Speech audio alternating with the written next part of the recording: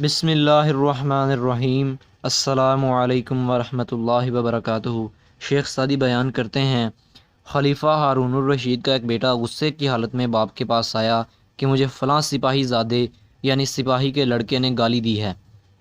ہارون نے اس سلسلے میں ارکان سلطنت سے مشورہ کیا کہ اس قسم کے آدمی کی کیا سزا ہونی چاہیے۔ ایک رکن نے اس لڑکے کو مار ڈالنے کا مشورہ دیا، دوسرے نے اس کی زبان کاٹنے اور تیسرے نے اسے جرمانہ کرنے اور شہر بدر کرنے کا مشورہ دیا۔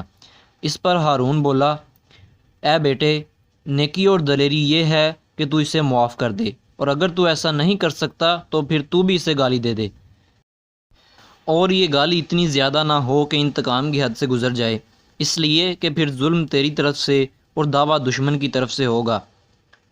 ایک عقل مند کے نزدیک وہ شخص دلیر نہیں ہے جو مست ہاتھی سے ٹکر لینے کی کوشش کرے۔ حقیقت کی نظر سے دیکھا جائے تو صحیح دلیر وہ انسان ہے کہ جسے جب غصہ آئے تو وہ جھوٹ نہ بولے۔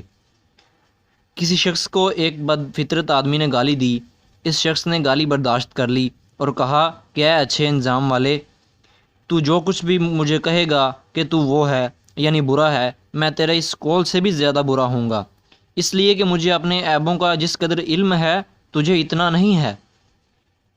ان اشعار میں سارا زور دوسروں کے ساتھ ہر صورت میں نیکی اور بھلائی کرنے کے درس پر ہے، اور بلا شبہ یہ ایک عظیم درس ہے۔